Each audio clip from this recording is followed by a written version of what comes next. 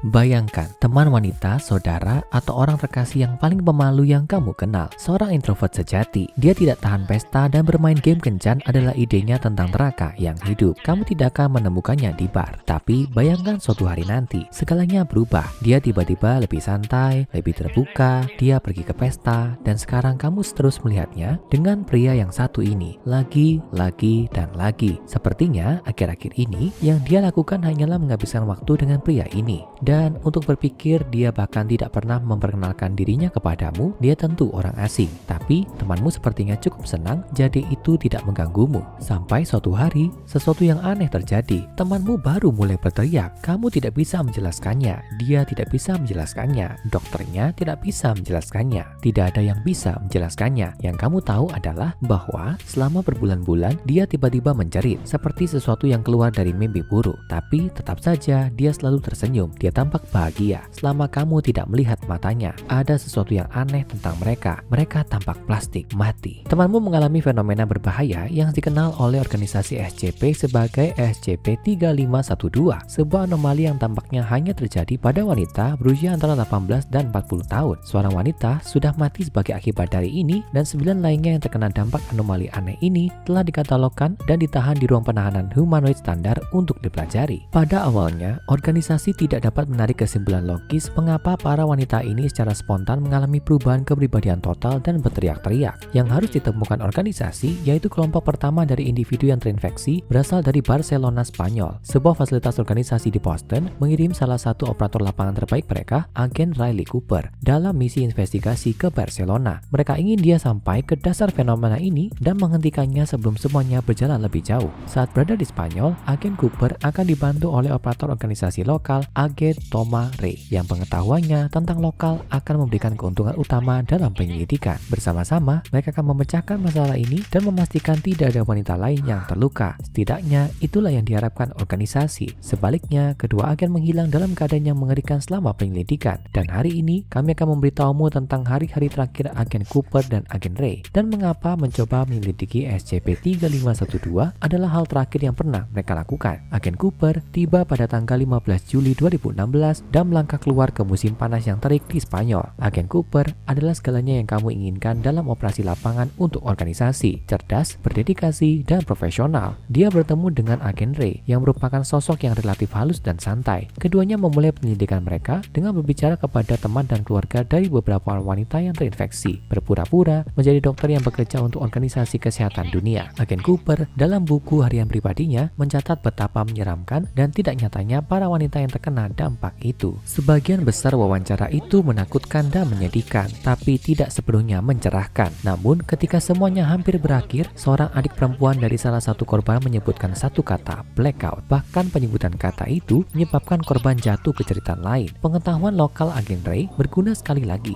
Dia mengenali namanya. Itu adalah klub malam lokal yang populer. Agen Cooper dan Agen Ray tahu mereka harus menyelidiki klub dan menyamar sebagai pelanggan tetap. Selama beberapa jam pertama mereka berada di sana, tidak ada yang terjadi. Tapi kemudian pada pukul 2 pagi, seorang pria mendekati Agen Cooper di bar. Dia adalah pria tinggi berambut pirang dengan intensitas yang mengganggunya. Dia bertanya tanpa sedikit pun ironi, apa bintang favorit Agen Cooper itu? Ada sesuatu yang aneh tentang pria ini. Pilihan kata-katanya terlalu tepat, hampir terlatih. Dia tidak mabuk sedikit pun. Agen Cooper menduga bahwa ini adalah tipe pria yang suka memanfaatkan wanita di bar. Ketika dia melirik Agen Ray, memberi isyarat kepadanya bahwa ada sesuatu yang tidak beres, orang asing itu dengan cepat pergi. Bagi Agen Cooper, ini semakin memperkuat kecurigaannya. Agen membayar penjaga untuk mengetahui apakah orang asing jangkung itu pelanggan dan kemudian siapa namanya. Setelah menyelipkan sejumlah uang, penjaga itu terlalu bersemangat untuk berbagi. Pria aneh itu datang ke sini sepanjang waktu dan dia juga tahu namanya. Ini adalah Joseph Oriol. Agen Cooper dan Agen Ray tidak membuang waktu untuk menemukan apartemen Joseph Oriol dan menerima otorisasi untuk melakukan pencarian menyeluruh di tempat itu. Dan segera setelah mereka melakukannya, mereka menemukan alasan untuk menyatakan pria itu sebagai orang yang diinginkan dalam penyelidikan SCP-3512. Apartemen itu penuh dengan aktivitas mencurigakan. Oriol adalah pengembang software, tapi dia memiliki catatan ekstensif tentang arsitektur area lokal, termasuk bangunan, utilitas, dan terowongan kereta api. Joseph dengan tepat memperkirakan para penyelidik akan datang untuknya dan telah meninggalkan rumahnya sebelum mereka bisa sampai di sana. Dan ini hanyalah puncak gunung es. Agen Cooper dan Ray kemudian menemukan sebuah buku dengan sampul polos di atas meja dapur Oriol. Cooper mengira wanita itu adalah buku penerbit semacam salinan prototipe pra-publikasi dari sebuah buku. Mereka mengumpulkannya tapi tidak langsung membacanya, khawatir dengan potensi bahaya kognitifnya. Dan selain itu, mereka sedikit terganggu oleh monster buatan yang duduk di sebelahnya. Bagi agen Cooper, benda itu tampak seperti gumpalan lilin yang dipahat dengan rangkaian 12 kaki yang terbuat dari berbagai bahan, termasuk potongan Lego, batang mawar, cakar kepiting, pembuka botol. Ray memanggil Cooper ke kamar mandi, di mana ada sejumlah kotak berisi persediaan serupa, bodkin, pena bulu, kaki boneka, kawat, dan jarum suntik. Ketika Cooper membawa Ray kembali ke dapur untuk melihat proyek seni kecil Oriole yang kemudian diklasifikasikan oleh organisasi sebagai SCP-3512-1, mereka terkejut dan ketakutan melihat bahwa itu sudah hilang. Segala sesuatu tentang situasi ini meneriakan anomali, dan itu hanya menjadi lebih buruk nanti malam ketika Cooper benar-benar membaca buku yang dia kumpulkan dari apartemen Oriole, memastikan untuk memakai kacamata penyaring bahaya kognitif sebagai tindakan pencegahan. Buku itu sekarang dikenal oleh organisasi sebagai SCP-3512-2, berjudul Semakin Banyak Kamu Tahu, Panduan Perayu, dan ditulis oleh seorang pria dengan nama pena Enigma. Seperti judulnya, itu adalah buku non-fiksi setebal 625 halaman yang misoginis tentang perayu wanita. Bahkan ada kata pengantar tentang efektivitasnya oleh rapper populer Amerika Calvin Brodus Jr., lebih dikenal sebagai Snoop Dogg. Meskipun setelah dihubungi oleh organisasi, Mr. Dogg mengaku tidak mengetahui buku itu. Buku ini dimulai dengan taktik rayuan yang menyeramkan dan tidak manusiawi di 11 bab pertama, tapi 12 bab berikutnya yang masing-masing berjudul bab 12 menggali teknik yang semakin menyeramkan dan esoteris, termasuk bukti geometris tingkat lanjut, interpretasi mimpi, teknik bedah mandiri, simbolisme dalam arsitektur, dan ritual anomali. Penutup buku ini terdiri dari 15.000 anagram dari judul buku ditata dalam pola spiral dan segitiga. Cooper menaruh minat yang tidak wajar pada bab 18, di mana itu muncul untuk memberikan instruksi tentang membuat objek yang tampak seperti patung SCP-3512-1 yang ditemukan di apartemen Oriole. Bab itu berbunyi, buat bola kasar dari bahan yang sudah kamu panen dan masukkan ke dalam freezer selama 6-12 jam. Lemak babi bisa digunakan, tapi hasilnya kurang memuaskan. Siapa yang tahu kan? Sambil menunggu, kamu bisa menyiapkan anggota badan, konsentrasi pada artikulasi daripada kekuatan. Kamu mungkin ingin menambahkan alat sederhana ke beberapa anggota badan jika objek yang kamu inginkan lebih hati-hati daripada kebanyakan. Tapi ingat bahwa semakin rumit kamu membuatnya, semakin tepat pahatanmu. Letakkan anggota badan yang sudah disiapkan di atas permukaan yang bersih dan rata. Setelah persiapan adiposamu punya waktu untuk membeku, ukirlah dengan hati-hati ke dalam bentuk yang kamu pelajari di bab 12. Kamu akan tahu itu sudah siap ketika kamu melihatnya mulai tersenyum padamu. Sekarang, perkenalkan anggota badan, mereka akan mengambil segera. Tunggu sampai orang yang kamu tuju mungkin tidur, lalu pusatkan pikiranmu pada wajahnya dan terutama bagian dalam mulut dan tenggorokannya. Segera kamu akan melihat teman barumu bergegas, siap membantumu membangun dominasi sosial. Jika ini tidak cukup meresahkan, bab berikutnya menyarankan penggunaan gunting dalam menghilangkan jari kelingking calon penggoda serta jari kelingking anggota keluarga mereka untuk membantu meningkatkan daya goda mereka. Tampaknya bagi Cooper, ritual dan patung anomali yang tampaknya hidup ini berada di balik fenomena SCP-3512, dan malam itu mereka mendapatkan terobosan berikutnya dalam kasus ini. Kedua agen itu telah mengirimkan dana arsitektur yang ditemukan di apartemen Oriole kembali ke markas besar organisasi, dan sementara sebagian besar ditemukan sebagai catatan publik di daerah setempat, ada satu abnormal penting, jalan keluar rahasia di terowongan kereta bawah tanah bekas yang mengarah ke tangga spiral besar menuju ke, ya mereka tidak tahu, dan itu tugas agen Cooper dan Ray untuk mencari tahu. Mereka berangkat malam itu pada apa yang mereka tidak tahu akan menjadi misi terakhir yang pernah mereka lakukan. Kedua agen itu menuruni tangga spiral selama berjam-jam sampai mereka mencapai sistem terowongan yang rumit di bagian bawah. Mereka mulai menjelajahi terowongan dan menemukan bahwa terowongan itu sempit dan tertutup ukiran ritual yang aneh. Kadang-kadang mereka bahkan melihat kumpulan jari kelingking manusia mencuat dari dinding. Mereka terus berjalan dan segera menemukan bahwa apapun yang mereka tuju sangat keras, sangat panas, dan baunya benar-benar mengerikan. Ketika drone mekanis yang hampir memekakan telinga semakin keras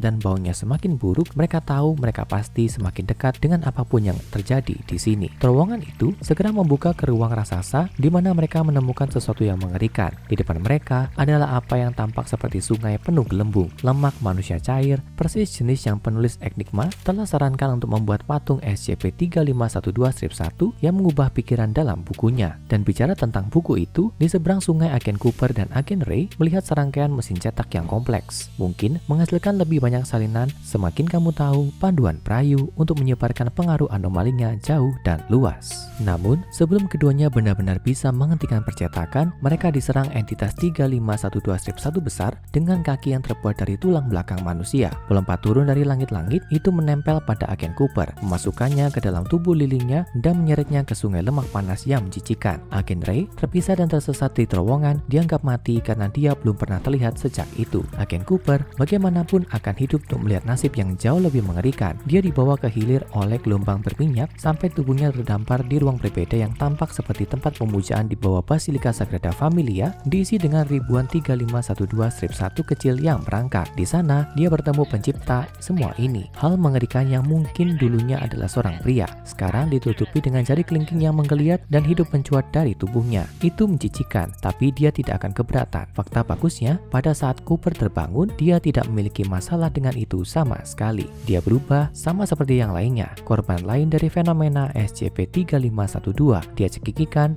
ramah, dan tanpa tekanan. Semua terlepas dari situasi mimpi buruk yang dia alami. Dia mencintai monster mengerikan yang telah melakukan ini padanya. Dia tidak punya pilihan untuk tidak melakukannya, dan ketika dia bosan dengannya, dia membawanya dan melemparkannya ke dalam lubang besar di kamarnya. Lubang yang sama di mana banyak mayat pacar yang dikendalikan pikiran sebelumnya terbaring. Tidak ada agen yang pernah terlihat lagi setelah ini. Gugus tugas taktis Zeta 9 alias Mallrats telah dikirim ke terowongan untuk menyelidiki, tapi mereka tidak menemukan lokasi yang sebanding dengan yang dilihat oleh Cooper dan Ray dalam waktu terakhirnya. Siapapun yang melakukan semua ini masih di luar sana, masih berbahaya. Jadi, para wanita, jika pernah kamu melihat seorang pria yang kamu kenal membaca salinan, semakin banyak kamu tahu panduan berayu, beralihlah seperti hidupmu dan kewarasan bergantung padanya. Karena kali ini, itu benar-benar terjadi. Sekarang, tonton SCP-001 Anak-anak Siklus Ouroboros dan SCP-4999 Cerita Seseorang untuk Menjagamu untuk catatan lebih lanjut tentang fenomena misterius dari organisasi SCP.